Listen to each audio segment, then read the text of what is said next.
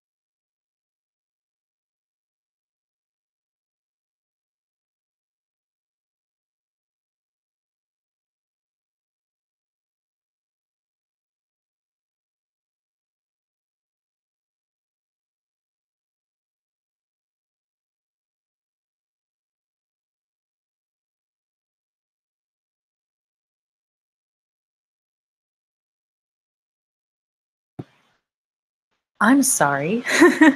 It is now 10:45. I got a little into the flow on my work, and instead of being halfway through, we are now 45 minutes from the finish line. Happy working.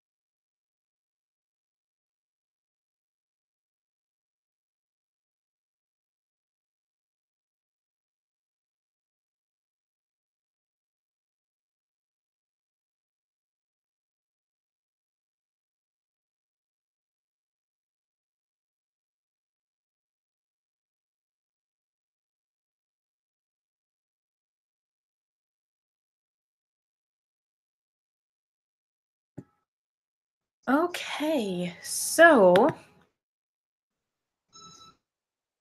how did you do?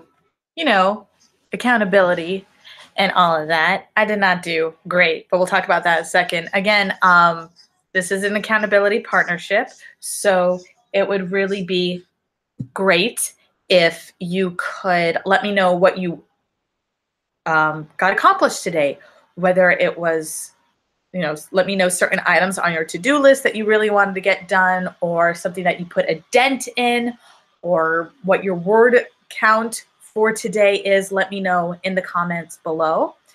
For my part, I actually got started late. So I just did the intro at the start of this video, put everything up, and then I started my day, which included going through and, making my breakfast, and my morning journaling, which includes my palmistry for every day is the name that I have for it now. I used to call it the 5-finger method for getting a grip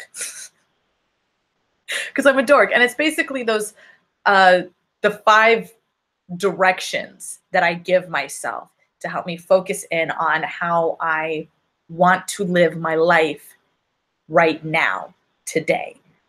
So it's my 5 directions.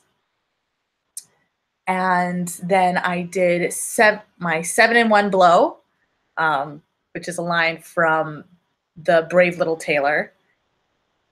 7-in-1 blow is what he put on his belt because he was proud of himself for killing 7 flies who were going after his jam. And then because he had this belt that said 7-in-1 blow, people thought that he was a hero. They thought he was a giant killer. They made these assumptions about him. And because, he expressed his pride vaguely, he was treated heroically. He was treated as a hero and as someone who accomplished a lot. And that bolstered him and his cleverness so that he did actually go on and achieve great things and eventually marry a princess and end up in a castle like you do in fairy tales. But my 7-in-1 blow for my morning routine is that I write 7 things that I have done that I am proud of or am doing and I'm proud of. 7 habits, 7 accomplishments, 7 habits, accomplishments, and learning experiences. 7 things I'm proud of that I did or am doing.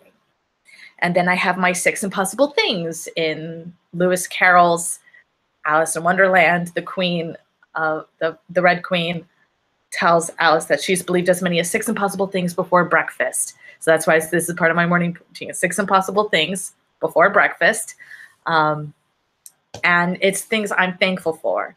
In the Zen Buddhist philosophy, we are taught that everything is a miracle. In Christianity, we're taught everything is a blessing. And in my own personal philosophy, everything is a learning experience. There is some aspect of good to everything because I believe people are inherently good and the world around us and the elements in it are good, or at least are opportunities for good. So even those things we don't like, there's something to be learned there in order to change it. So 6 things I'm thankful for, or my 6 impossible things. And those can be people in my life. Those can be resources at my disposal. Those can be just things at work in my life, things I do not have control over.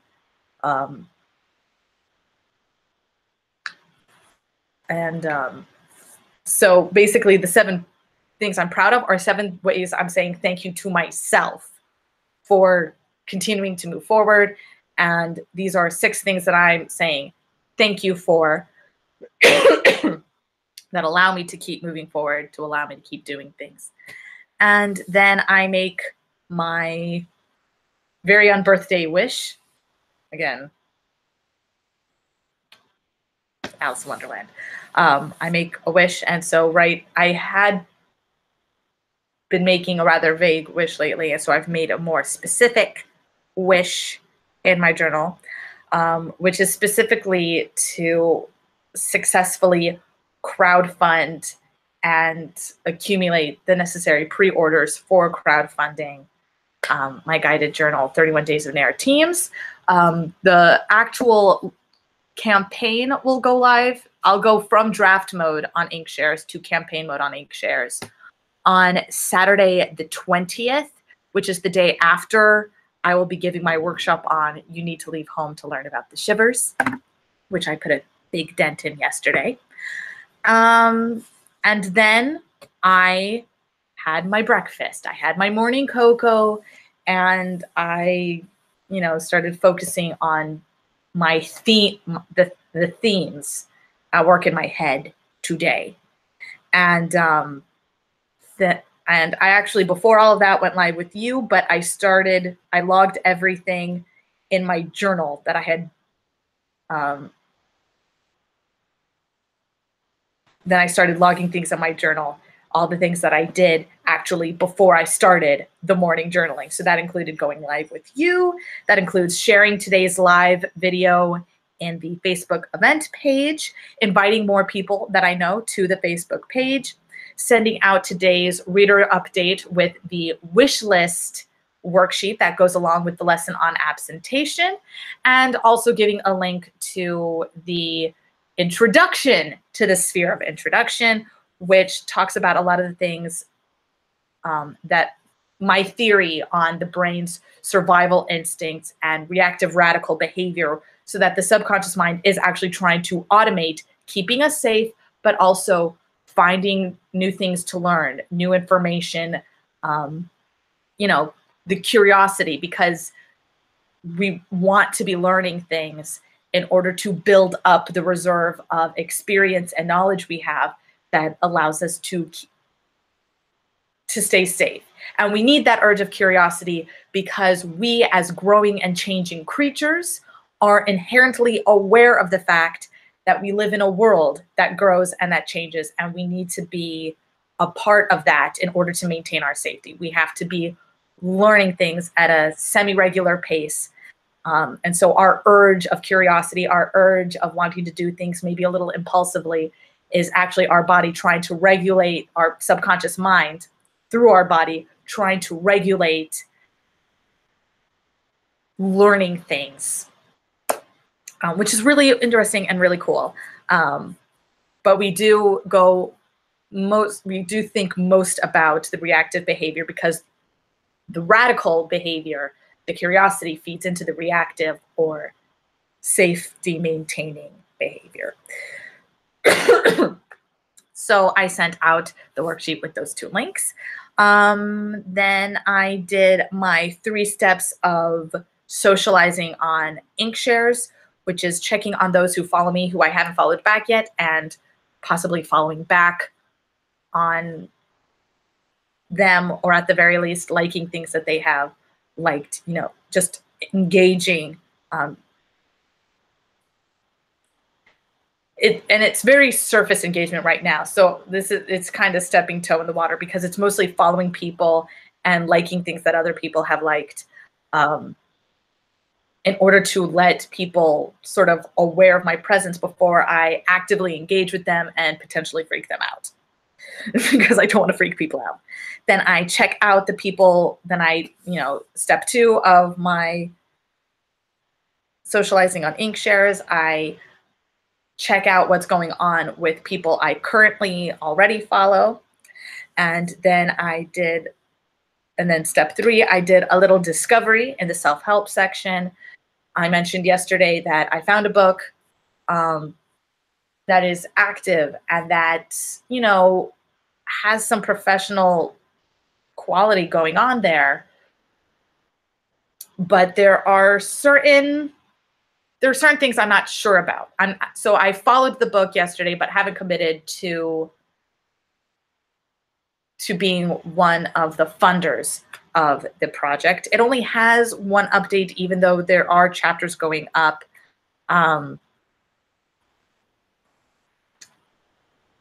So it'll be interesting to see whether or not it successfully crowdfunds. It'll be interesting to see whether or not it becomes something that I myself want to support with my limited help others budget. And so today I I was checking out, there's a section where you can actually see who else is following the book. And so I did some more of my sort of awareness socializing, which is following people, liking things they have liked or have done kind of stuff. So did my anxious socializing. Then I completed my morning routine, which I just described to you. My 5 directions, my 7-in-1, my palmistry for every day, 5-finger method, 7-in-1 blow, 6 impossible things, my happy on birthday wish, and setting intentions for today in particular. And then I logged everything into the journal. After I did all those things, I logged them into my journal. And then I actually puttered and procrastinated. And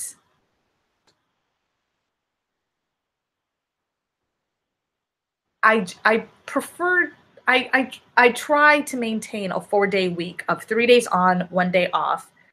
I did morning writing on the 13th, which was my last day off, as it were. So the day before yesterday. And then spent the rest of the day relaxing rather than cleaning, which is what I like to do on Saturdays, but really should just make I'm tweaking my full day of routines. My morning routine is pretty solid. My full day of routines has gotten a little wobbly of late. I think partly because this accountability practice that we're doing here, I used to do it for my full work day, which was 8.5 hours long, and YouTube only actually lets you record 8 hours. And those are all unlisted videos, so you're not going to be able to, you're not going to see those. But then, so I'm still accountable here and I'm still doing things here. But the rest of my routine it's shifting. It needs solidifying, because I have my morning intentions and then I have my afternoon intentions. And then after my morning intentions, I implement my routine of getting things done. But then once the afternoon intentions come, I don't have as solid a routine there. I check my email at that point, but I'm still playing a lot of catch up. And I'm looking at my schedule, like looking ahead at how far I've worked ahead, and these other things that I want to do and try incorporating, particularly doing some other social media promotion besides Facebook events, but incorporating it into what I'm already doing in terms of social media. That way, nothing is disruptive. Nothing is totally out of place. Nothing is like, just everything fits and everything flows and everything makes sense. And because it makes sense, is easier to do, is more readily automated by my subconscious mind as part of my daily end scheduled routine. As part of my as part of my schedule. Routine is what happens during the day. Schedule is what happens over the course of numerous days. So working on my afternoon routine to help keep my day in balance, working on my schedule in order to keep my life in balance. And so my head, just, even though I set my morning intentions, I have my 5 directions, which is about my intentions for life. And then I have my morning intentions, which is what's going on today, which is based on my 4-day week thing. And I just, like, today is supposed to be about moving forward. This morning is supposed to be about moving forward and communicating more and, you know, building out. And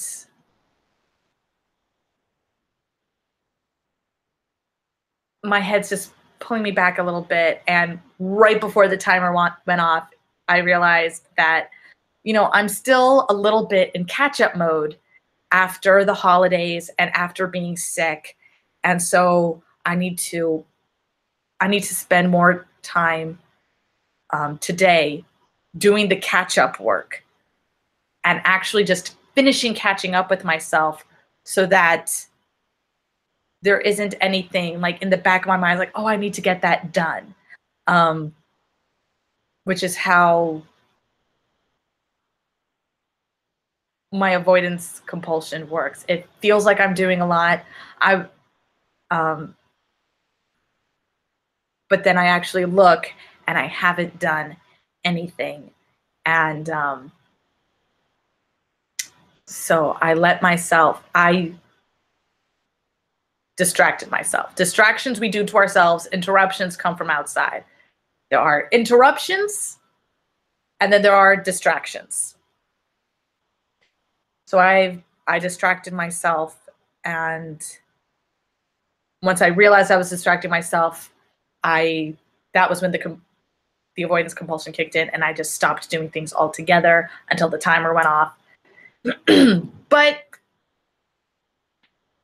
I do have enough muscle memory because thanks to my morning routine, which includes morning writing, with or without this accountability practice, just knowing that this is the time that I'm getting certain things done. I have enough muscle memory that right before the timer went off, even though I was stuck in my head because of my avoidance compulsion, I just at the end there came to that conclusion of I need to finish catching up with myself so that so I'm not distracting myself. And that's what I'm going to spend the rest of the day doing, is catching up with myself so that tomorrow I can get back down to business. And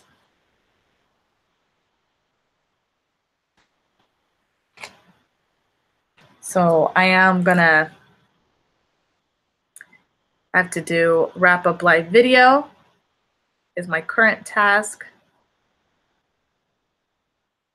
I'm going to make a note here to myself.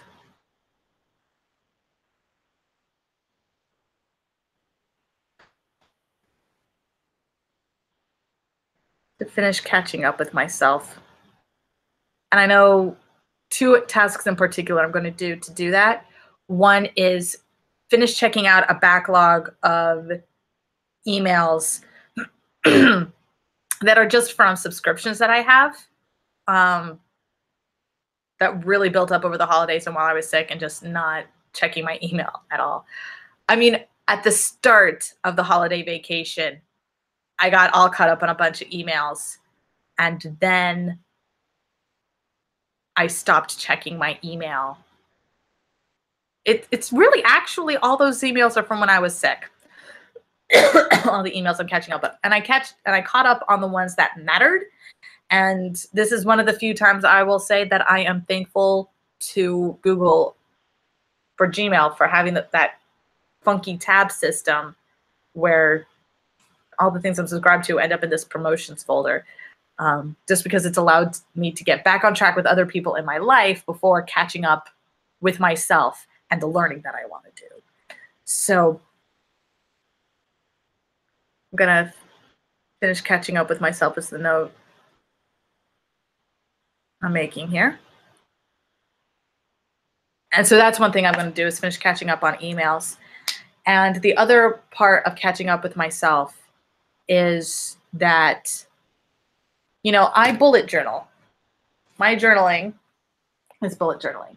And this video makes everything backwards. You're looking at this and like, no, what do you mean? I can kind of read your cursive. And the reason you can kind of read my cursive is I actually write backwards in cursive.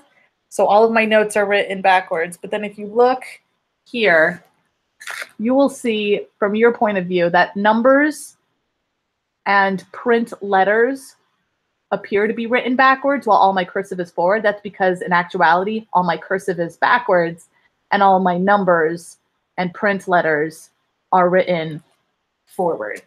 And so I have my bullet journaling, And rather than keeping the lists in my notebook, while I do in my notebook make notes and write those things to myself, I then transfer the notes from my journal into proper individual lists in the Evernote app on my computer. That way it's easier for me to search things and find the information I'm looking for. But writing everything down by hand first, as I'm learning it, really, and this is something that I talk about in 31 Days of Narratemes, writing things by hand accesses more parts of the brain. And because you're accessing more parts of the brain, it signals to your subconscious that this is important. The more areas of the brain a piece of information requires the more parts of the brain engaged in processing a piece of information, the more important your subconscious mind will associate with that information, which helps you to learn it, which helps you to be able to recall that information later.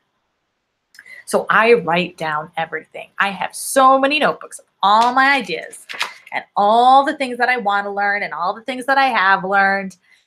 And people are like, how do you know this? It's like, I'm continuously in a state of research and taking notes continuously. That's really what it comes down to. It's just, I research all the things. Anytime I'm interested in something, I research it and I take notes every single time. And then I reread those notes and put them into Evernote. And here's a funny thing about writing backwards.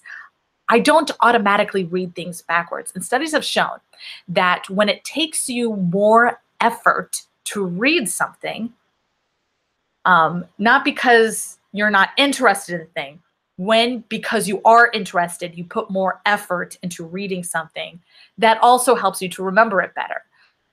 We see this especially in students with dyslexia, actually. If they're really interested in a topic and they really want to learn a thing, and they are automatically putting in more effort to read up on that topic and to learn about that topic, because the dyslexia is messing with the way they read a text.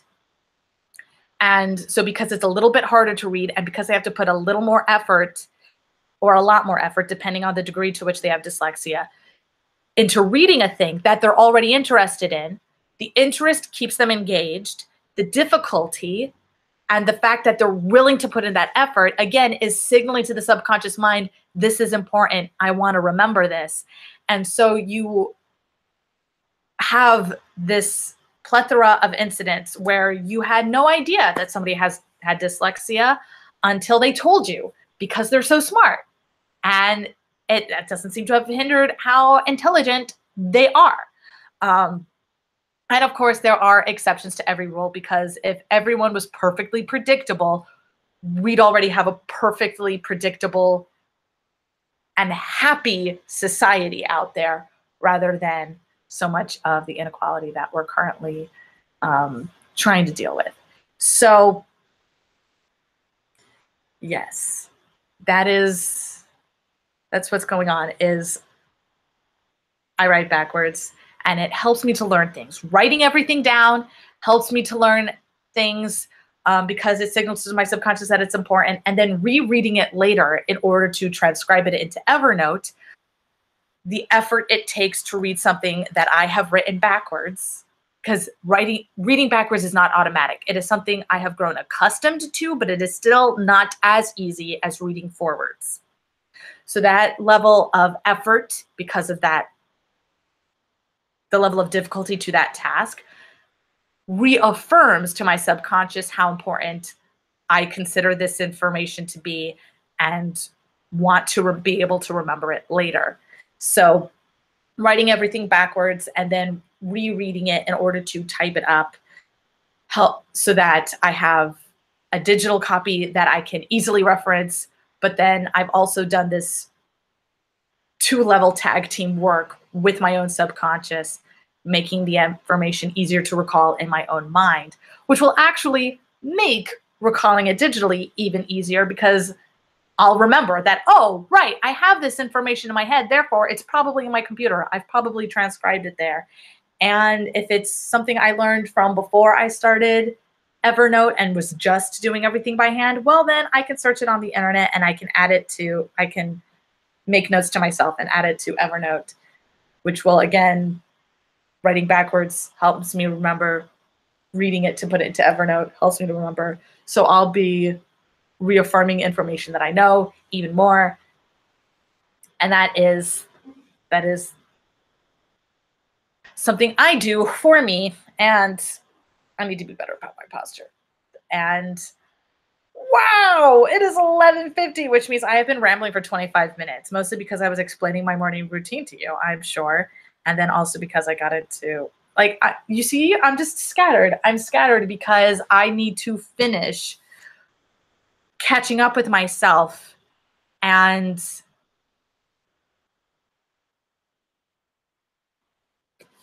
just clearing out my head of these distracting thoughts. I just need to go and do that and stop playing with my hair, probably, because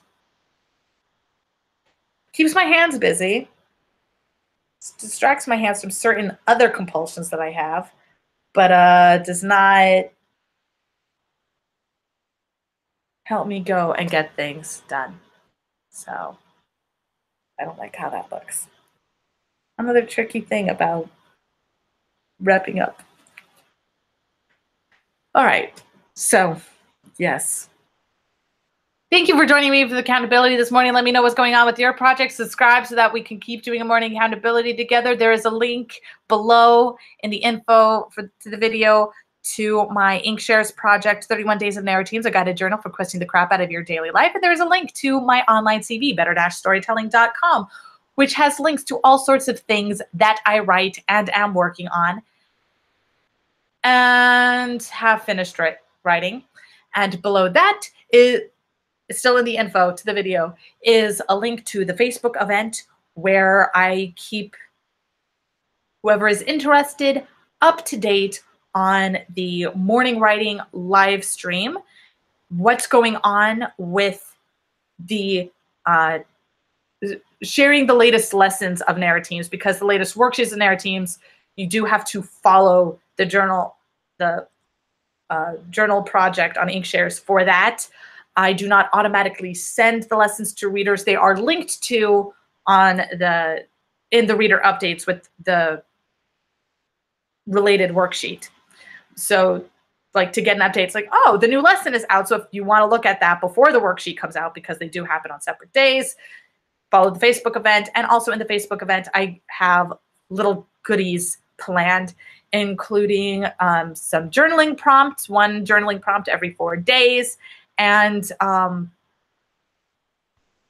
sharing other goodies, such as on Friday the 19th. I just saw the F in my brain went to February. On Friday the 19th,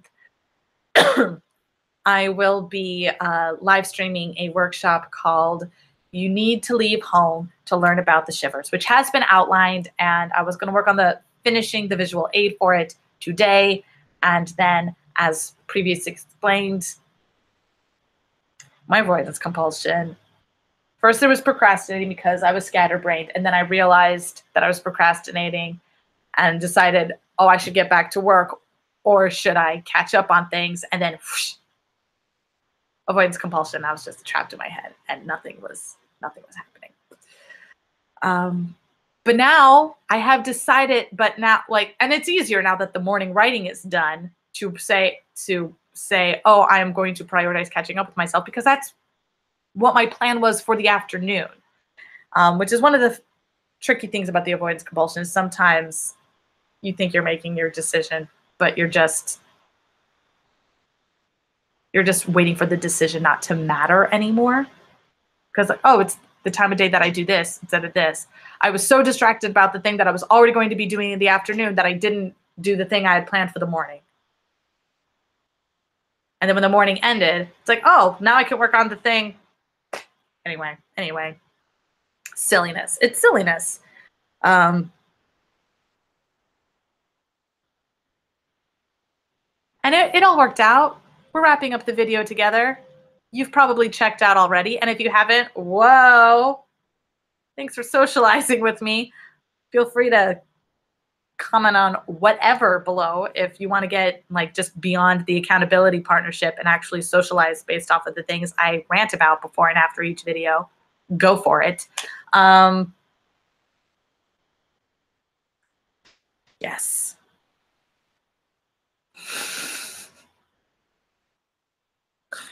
Oh my goodness. Oh my goodness. It is a day. It is a day. And I'm going to catch up with myself.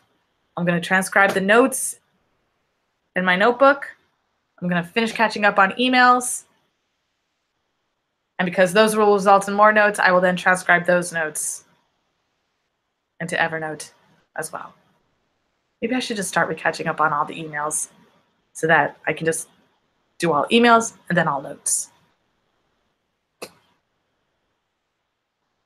Getting like life after a cold is so much busy work because of all the catching up.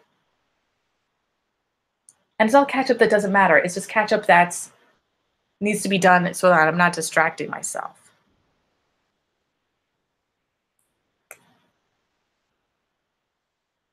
And it's okay. It's okay that I missed one morning of work because I've worked so many days ahead.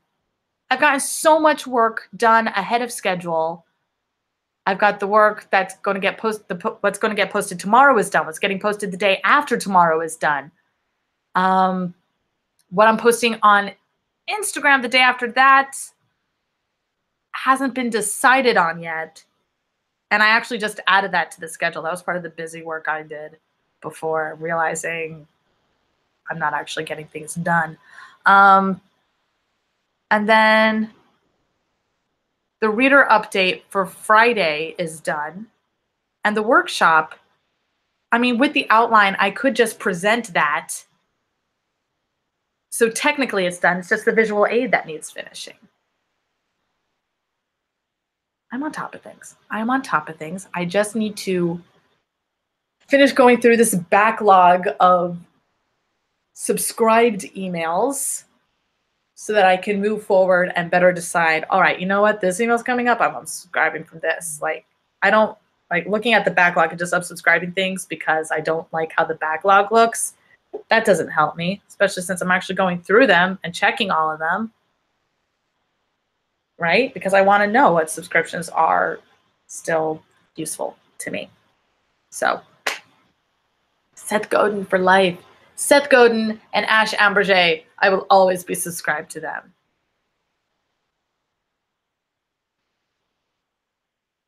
Even when they die. I still follow Leonard Nimoy on Twitter. Live long and prosper, my friends. Prosperity and long life. Happy questing.